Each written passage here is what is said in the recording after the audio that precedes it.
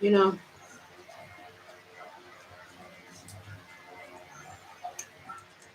I talk about racism and looks all the time in the same in the same um, like it's not the same. It's like the same topic. It's not the same topic. It's the same topic. If I'm talking about racism and looks as it relates to looks relating to racism and racism relating to looks, and I think about how people will react if I tell them how aesthetic and how if I talk about aesthetic and how the races line up as far as aesthetic.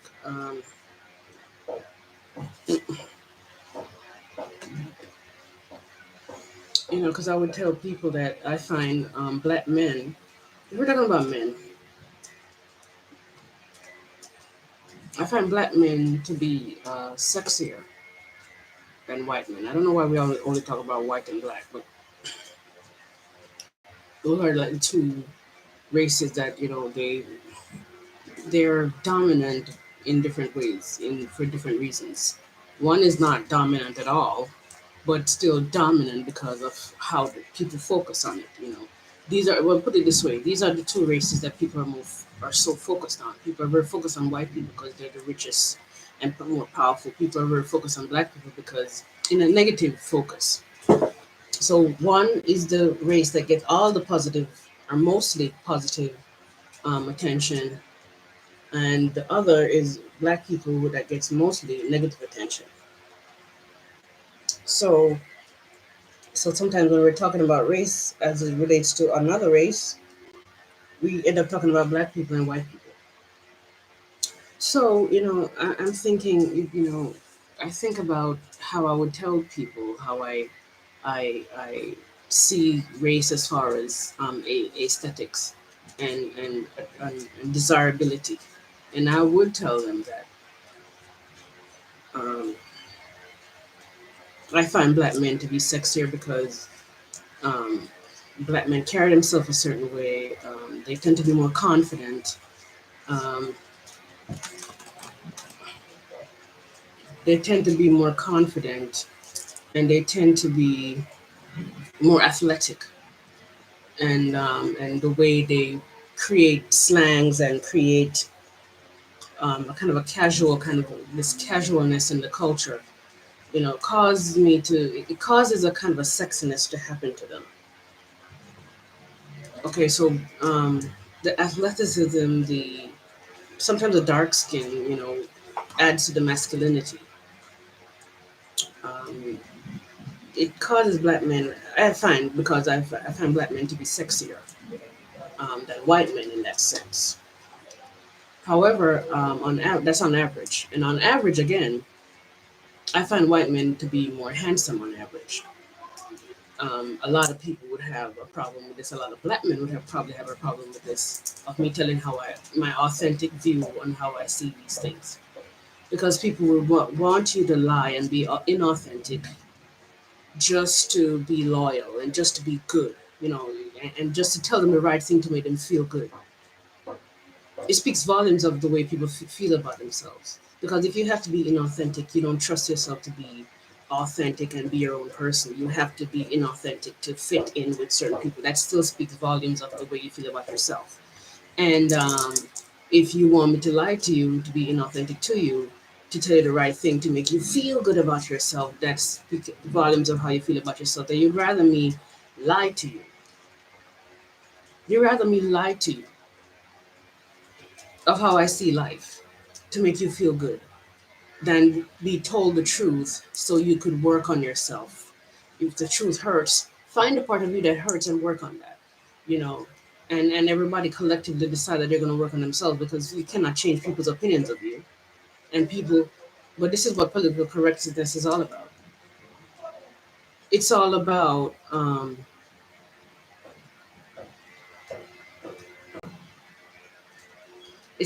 people lying to just be nice. And it's not for the bigger deep state reason. Of course, it's not for being nice. It's not because these people people in the government care about people and care about black people and care about women and care about whoever is marginalized and um, whoever is the minority or whatever. My face looks fat today. You see what I'm talking about? I eat one meal and my face gets fat. I don't even eat that much.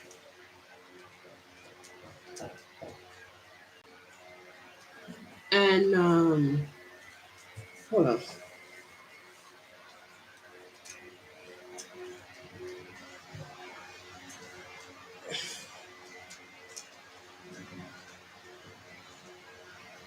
This should probably be better. I also got to go eat my lunch or whatever it is. Ah, fuck. What am I doing with my hair? My wig.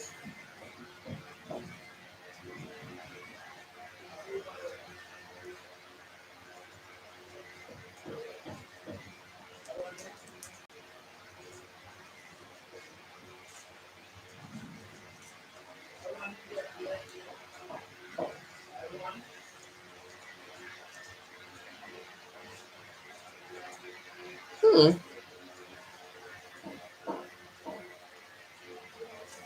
Okay, I'll let it sit like that. It's better. Look at my thumbnail.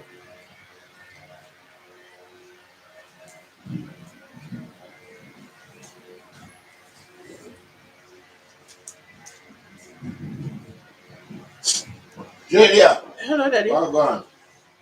Hi. We are doing it now. I'm making a video. Okay. Yeah. You all right? I'm fine. Thanks. Mm. Everything okay? Well, everything okay now, but you have to just try to make the best of it. Okay. Yeah. Mhm. Yeah.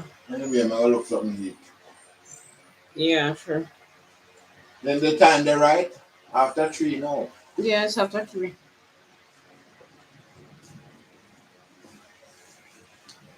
After 3 now, okay.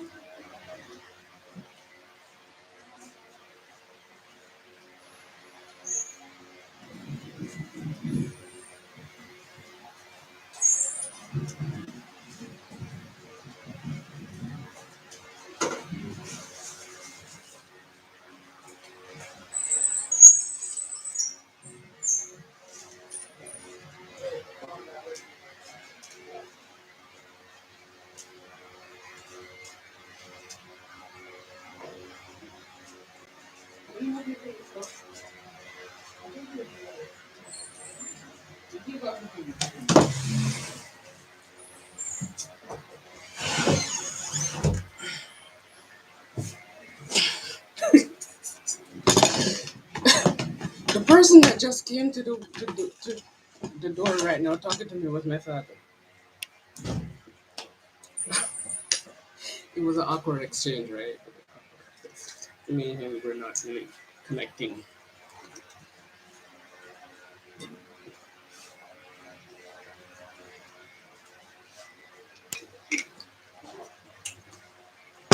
Me and him were not really connecting. So,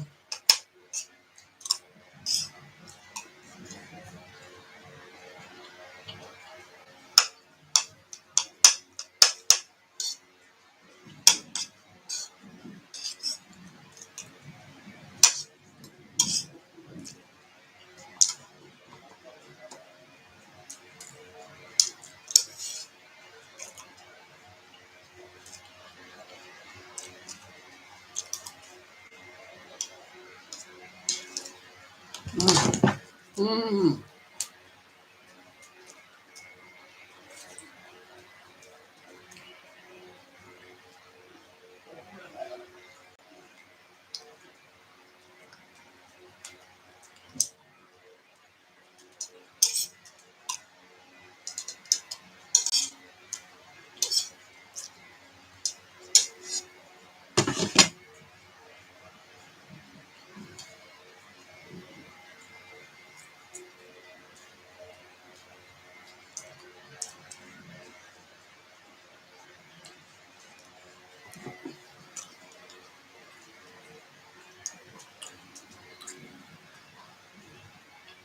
You see how I become a child again when he kept talking to me? I became a child.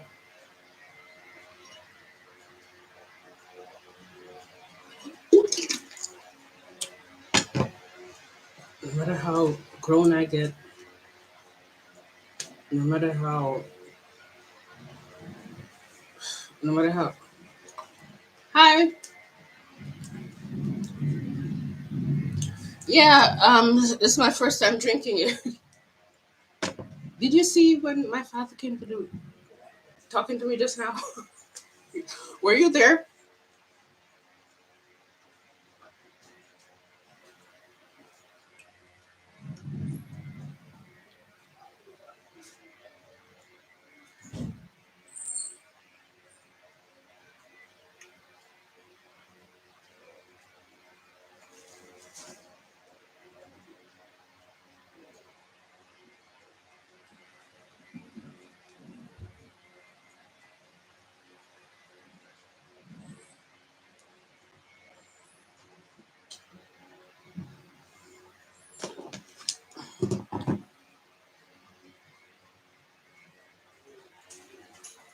Okay, I see. But did you see when I was talking to my father? You heard his voice. I can't cut it out of the video.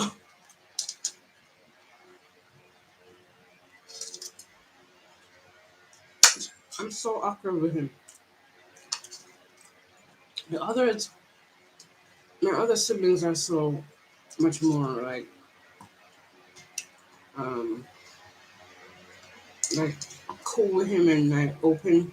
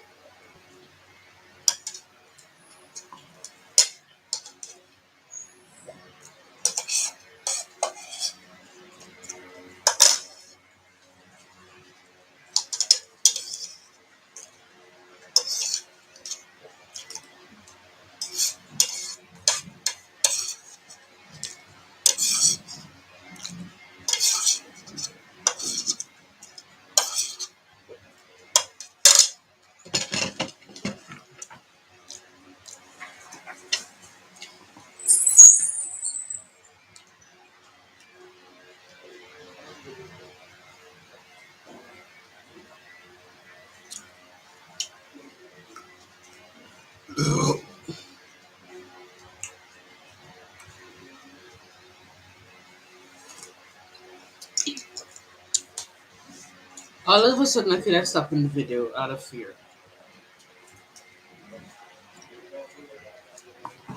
You know, it's like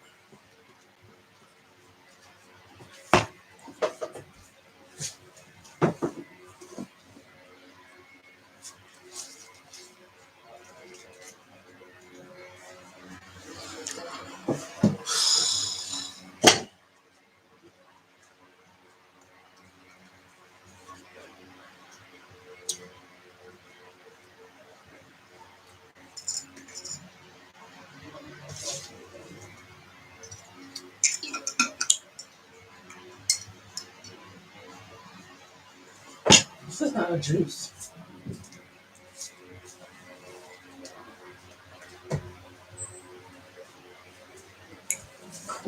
Oh lordy.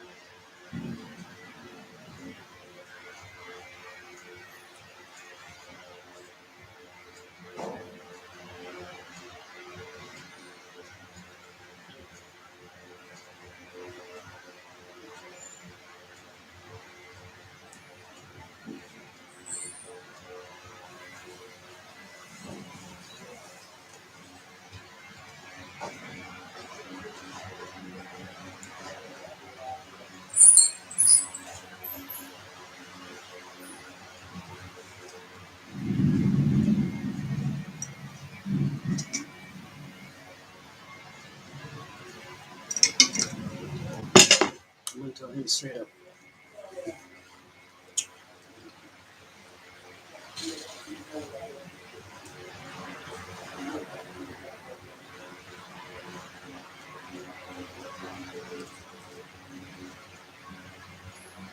Fucking, you people can't get related.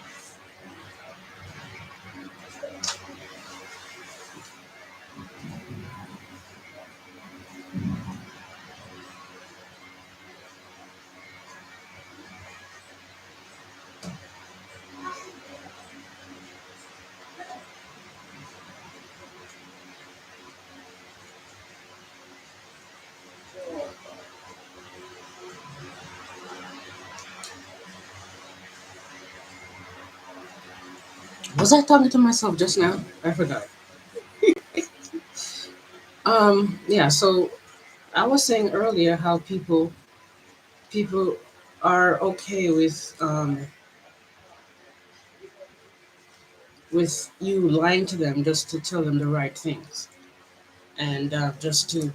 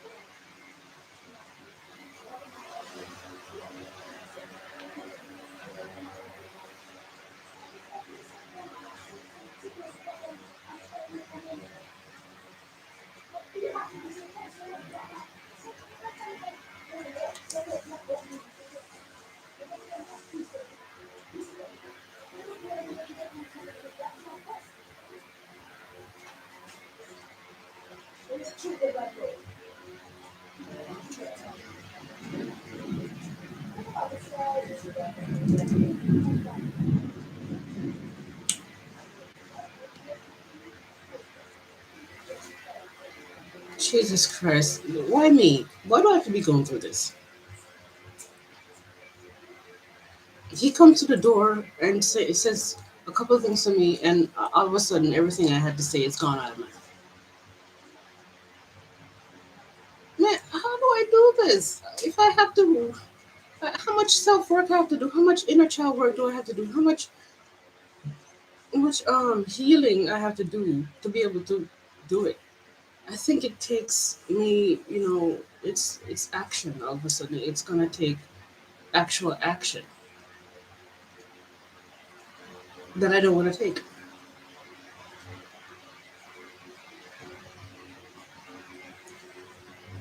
I don't understand how I when I don't eat for one day, I get skinny, and I eat one meal and I get fat. I attribute that from me being sensitive and highly sensitive, because I'm highly sensitive. My body is so sensitive to everything. It's sensitive to food.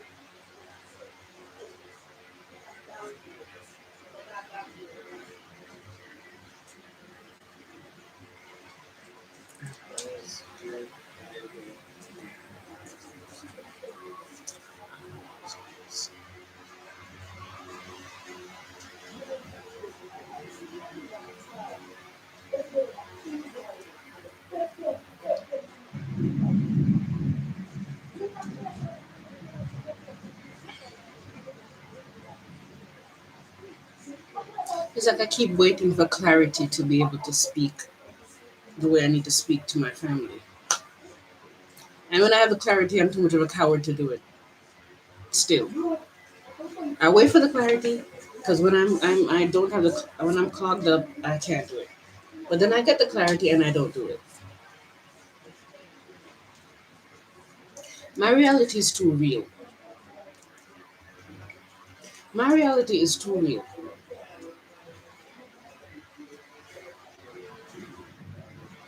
See what I'm saying to you? It's too real. Like there's people out there who are teachers who it's like they know and remember who they are. They remember they incarnated with this purpose and they're here to do it, and that's the biggest part of them. And they ground themselves to the earth and ground themselves in the earth purpose while still being connected to their higher self. It's like in my reality, my family and the issues we have is just too real. It's too real. It's the like it's so palpable. It's like the thing. Like their opinions of me matter so much.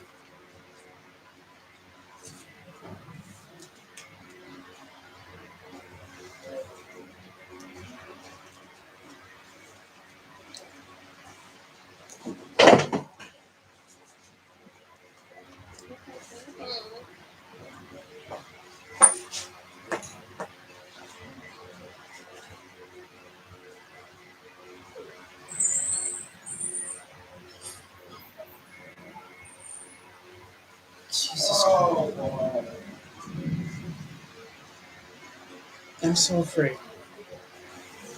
If I run away from this situation and try to go back to a different situation, trying to it's only going to get worse. You only manifest whatever you need to do and don't act on. It only gets worse. This is why it's so bad for me now. Because every situation I went into was a bad situation, and it's always just too bad for me to do it until it get worse and worse and worse.